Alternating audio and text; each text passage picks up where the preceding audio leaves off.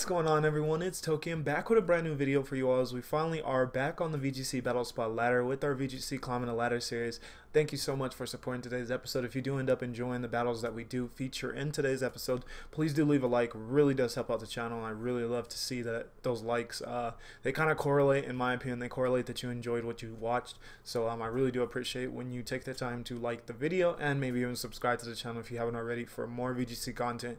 We are finally bringing on to the ladder the Dallas Regionals team that we did build on Monday, or was it? Yeah, it was Monday night, but we didn't get the video up until Tuesday. So the Dallas Regionals team that we did build with Nowak and with EMBC, Edu, and Drew, the team we built with them on in our VGC Battle Showdown Live. Sorry, I can't speak right now. But yeah, we are finally bringing this Dallas Regionals team onto the VGC Battlespot ladder. It's been a while since that Regionals though, so let's see if this team is still as viable as it was back then and see exactly what we can do and showcase with this team. So yeah, let's just hop into it.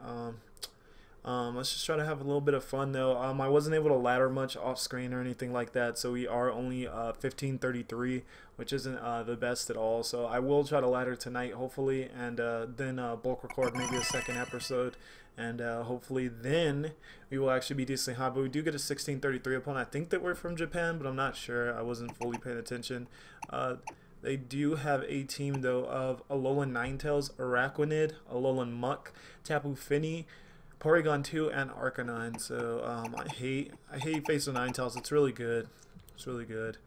I like Coco. Maybe that was premature. Let's see exactly what I like here. Alright, they have a Ninetales, they have a Araquanid.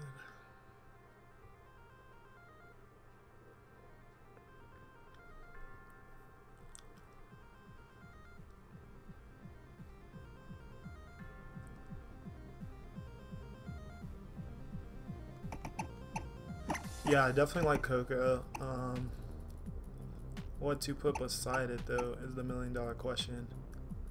Almost nothing other than Porygon 2. Actually, mine's the Blizzard, and I do think Ninetales is lead, so I'll go Porygon 2 just because everything else kind of really dislikes it. I'll go Mudsdale in the back, and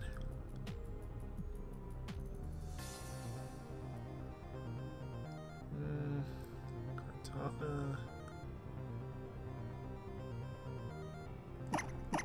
I'll take Araquanid, and we'll go with that. I liked Kartana, but at the same time, if my opponent does play really well with their Arcanine, it could be troublesome. And at the same time, they also do have a Ninetales, which is able to outspeed Kartana and go for Blizzard. So I didn't really like that either.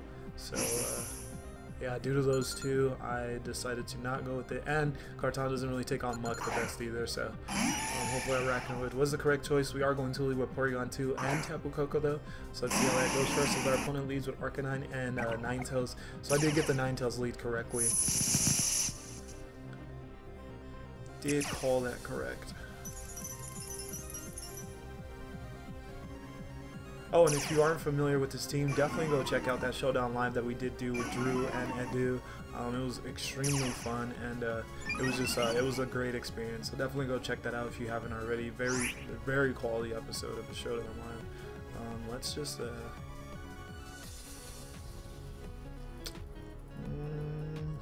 might just give him one turn that he needs. It's still worth it, I think.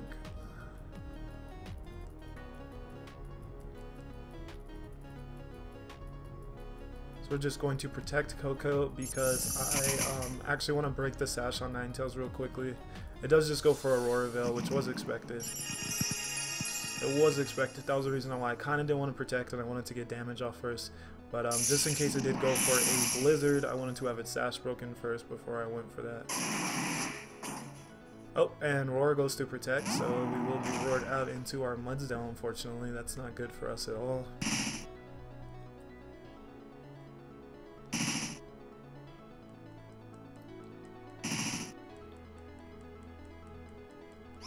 With that Soul Vest though, we should be able to easily take a Blizzard, so I'm actually just going to attack and can't really do much damage here, so I will just go for a Trick Room. As you saw that Thunderbolt actually still did pretty laughable damage. We should be able to take a Blizzard. Yeah, we take that really well as long as we didn't get, and we get frozen right as I was trying to say, as long as we didn't get frozen. Well, sometimes that's how the cookie crumbles. We'll just have to play around it. Yes, and we are 100% frozen. And now my Muzdale is roared out. So this is kind of ridiculous. Doesn't even feel like we're playing Pokemon right now. We will get the Trick Room up though, at the least. Arcanine will likely switch out, so I am just going to target the Araquanid with our, target the Ninetales with our Araquanid, and maybe switch out Porygon, I'm not sure.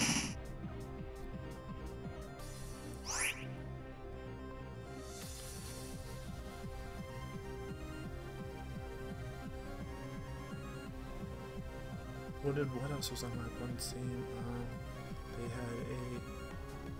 Did they have their own Araquanid? I think they might have.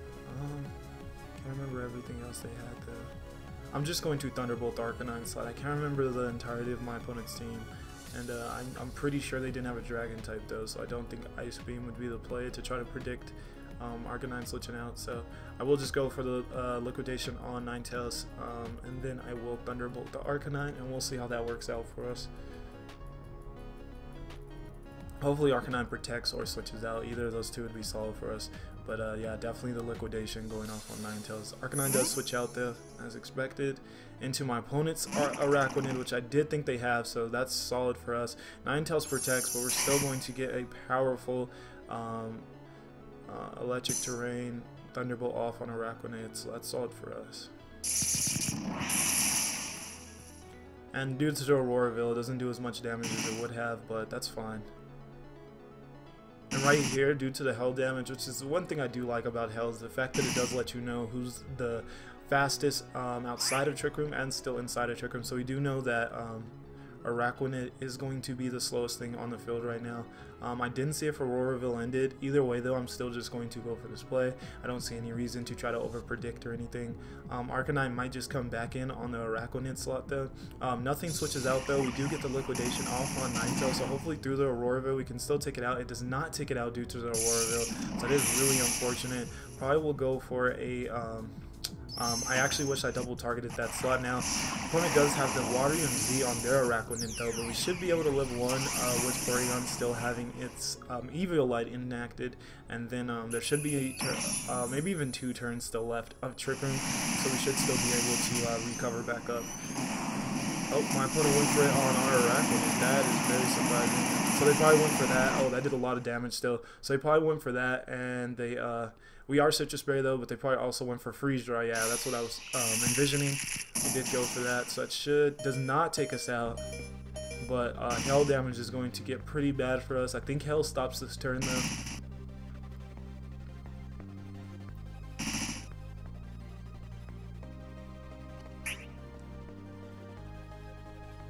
Alright, so let's check out. You still do have 2 turns of Trick Room, like I said. This is the last turn of Hell, and this is the last turn of Electric Terrain, so not bad. I'm just still going to go for a... and the Auroraville did finally end. Still going to go for the exact same duo.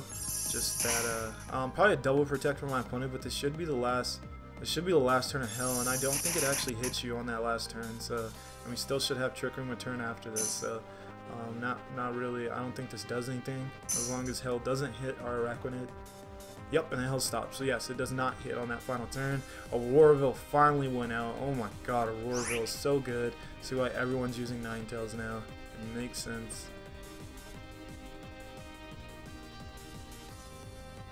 To opponent, maybe, yeah, I actually should have, I'm not sure, I don't know about that roll. I think considering how much that Waterium Z did to our Araquanid, I'm pretty sure we could have took out Araquanid with a liquidation here, but, I guess I didn't kind of want to chance it, but at the same time, I maybe would have wanted to chance that, because it is likely that my opponent might bring in, yeah, it's likely they'll bring in that Arcanine on that Araquanid slot. Oh, they actually bring in a Alolan Muck on that slot, so that's perfectly fine.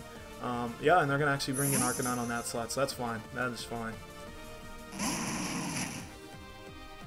This play is fine by me.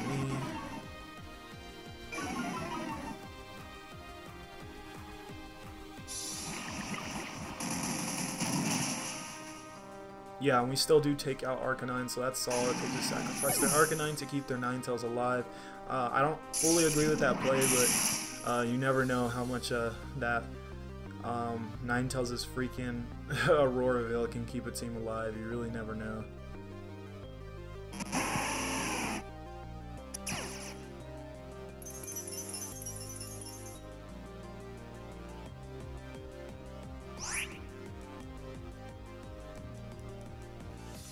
What we'll do is we'll switch into Mudsdale and we will just Trick Room again. I guess my opponent can double target Porygon with a Blizzard and a knockoff, but that shouldn't take it out. I don't think it should, and we should be able to get into. I'm much more afraid of them setting up another Auroraville, considering that Muck is already pretty bulky, and then it has the. Can't even think of the barrier right now. Yeah, they do just go for the Blizzard though. They do want to double target. Do want to get that double target off on our Porygon right now, but yep, and the knockoff. Yeah, and we'll live even with the held damage, so that's perfect. But yeah, I lost track of what exactly I was saying.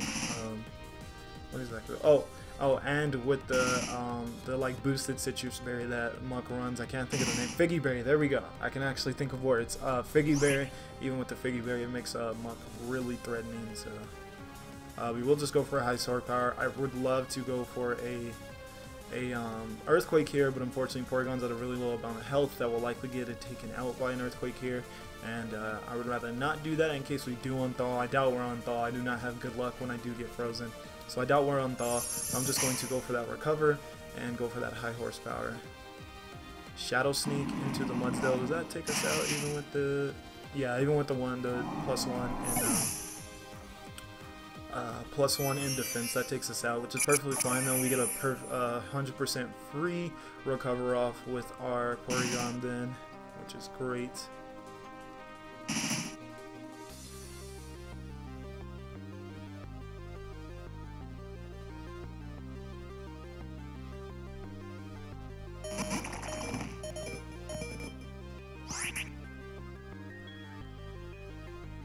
Now I will just liquidate the Muck and I will Thunderbolt the Ninetales. Now it can't protect, which is really nice, so I know that I'll be able to knock it out here.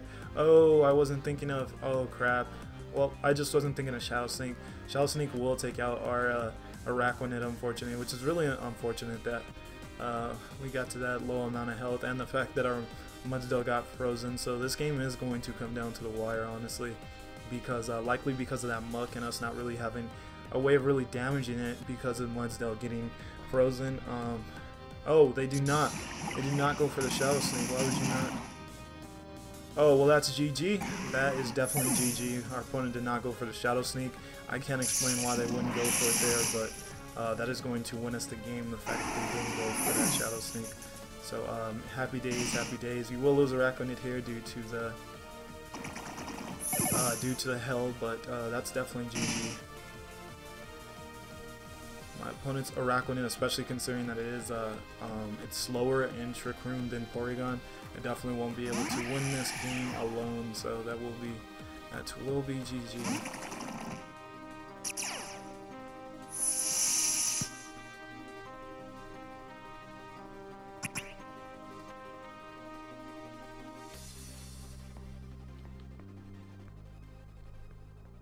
And we'll just double target it. My opponent will likely forfeit. They do not forfeit though. They allow us to get the Thunderbolt off, and that will be game. So GG's to our opponent. Unfortunately, we did get frozen and it made the game a little bit scarier on us.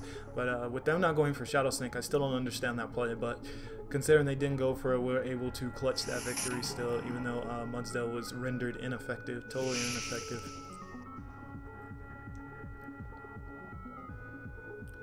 But yeah, a lot of people are using Auroraville Ninetales now. Everyone's realizing.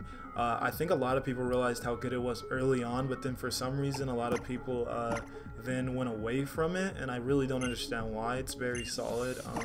It's not 100% my playstyle.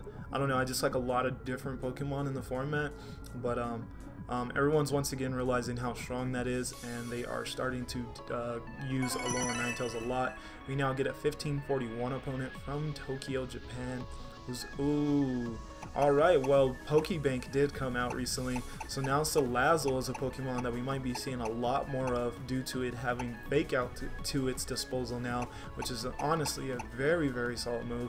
And Salazzle's already had a very solid typing for this current meta, so we should honestly see a lot more of Salazzle. So that's really cool to already get to feature and get to see a Salazzle. But our opponent overall, Air Max, our opponent is going to have a team of Snorlax, Tapu Fini, Porygon 2, the Ice Cream, Vanillix, Salazzle, and then Alolan Marowak, which is another Pokemon that kind of fell into the dark depths of who knows where it went, but I guess it's back.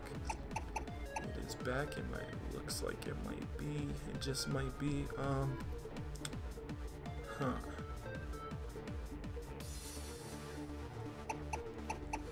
The Ice Cream is kind of annoying.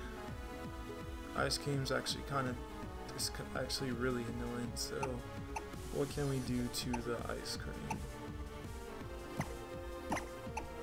I might just go Porygon Tapu Koko again, but that lead against Marowak seems awful.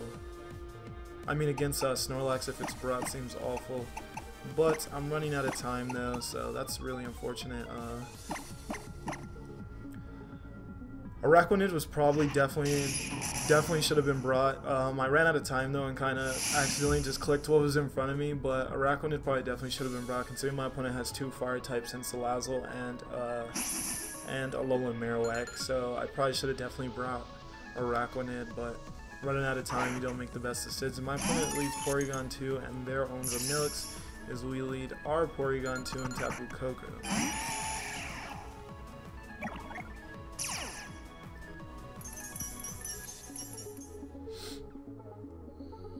Alright.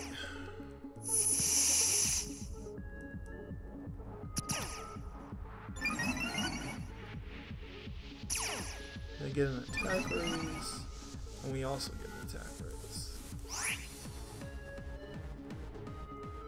So unfortunately we don't have Toxic or anything to make this this Porygon a little easier to take down. It's really unfortunate, but what we can do is we can Thunderbolt the Vanillix and we can Discharge. I pray that Discharge doesn't paralyze our own Porygon, but I really want to get damage off on both of these Pokemon, Vanillix and Porygon 2. Hopefully Vanillix doesn't protect. It usually does have Choice Scarf though, so it usually is unable to protect. So we'll see exactly what it goes for. If it does stay in, we'll just have to wait and see. Yes, it is the Choice Scarf set, so hopefully we don't get frozen for a second game in a row. We do not. We get the Discharge off. And we paralyze our own Pokemon.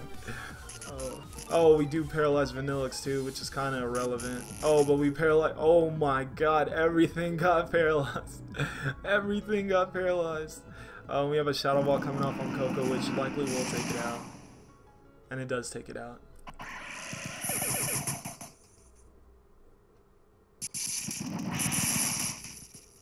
And alright, our Thunderbolt does take out Vanillix.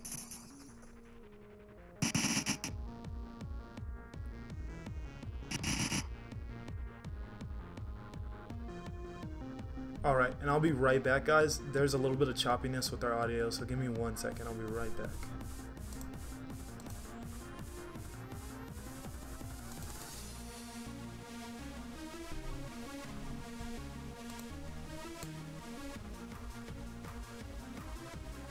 Okay, who do I want to bring in here?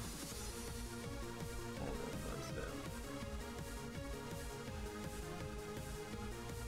Mudsdale. So we do bring out Mudsdale. Oh, as our opponent goes Finny. Did not choose the correct one.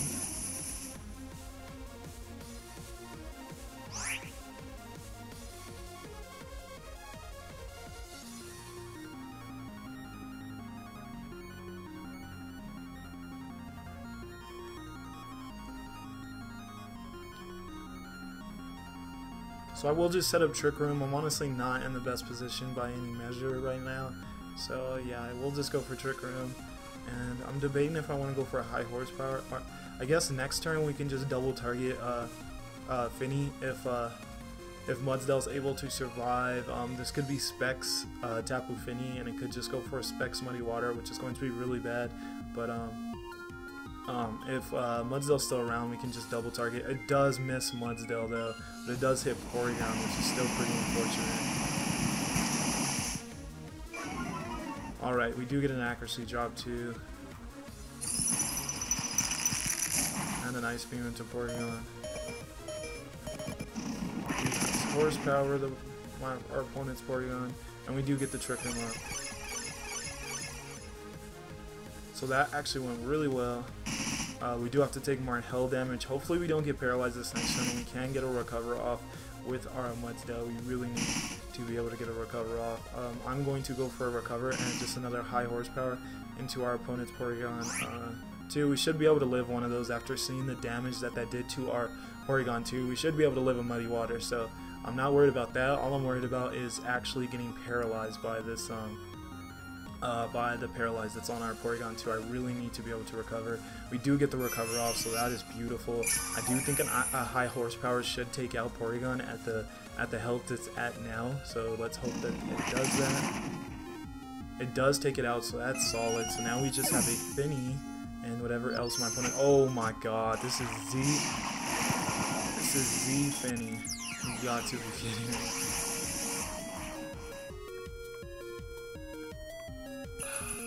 I guess you never know what to expect now. You never know what to expect.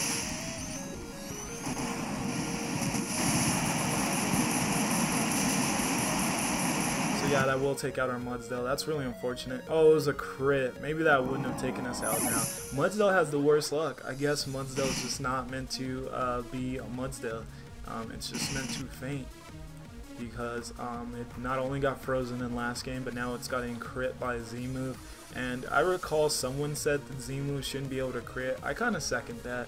They're already powerful enough. We don't need Z moves to be critting anyone. Oh no, my opponent's last Pokemon had to be Snorlax. Alright, now this is going to be extremely hard to win with that last Pokemon being Snorlax. Especially because we have lots of turns of Trick Room left. Yeah, we have 3 turns of Trick Room left. Huh.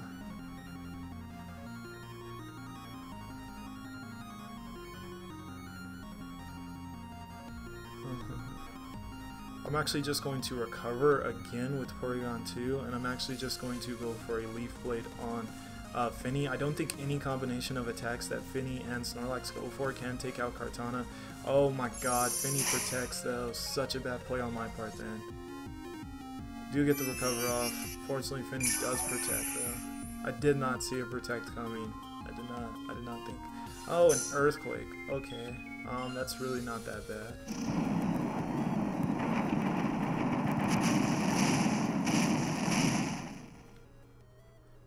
Does decent damage, very decent damage, nothing crazy though. Probably will still just attack again though.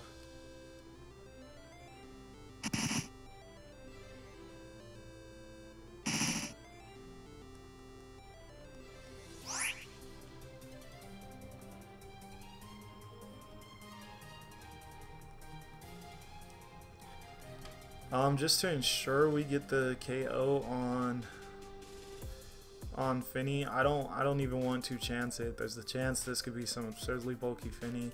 I want to knock it out and get that boost on our Kartana, so I am going to double target Fini in hopes that we can still have Kartana this next turn, and then we can just protect that turn, and then we will have Kartana as the fastest thing, and then we can maybe take out this Snorlax. So hopefully that works out well. We'll see what Fini decides to go for. We'll see if Snorlax just goes for another Earthquake, and we'll see if we do get paralyzed or not on our Porygon 2, as we haven't gotten paralyzed once yet, so we might be duo paralyzed. We aren't duo paralyzed, it looks like. We do go for that Thunderbolt. Now we'll definitely take our Leaf Blade or forever to give it off. Another Earthquake though.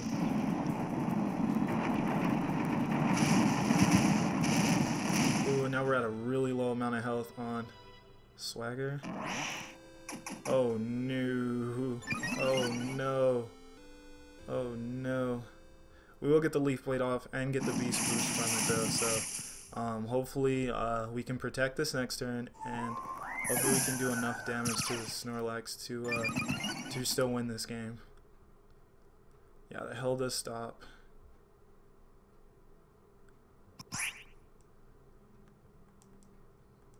So I'm just going to recover and protect our Kartana. That should be the last turn of Trick Room. So protect, and hopefully we don't get paralyzed on Porygon 2. We need Porygon 2. Oh, we finally got paralyzed, and we might lose Porygon 2, and that actually should be game if we lose Porygon 2. We'll have to see if we lose it or not.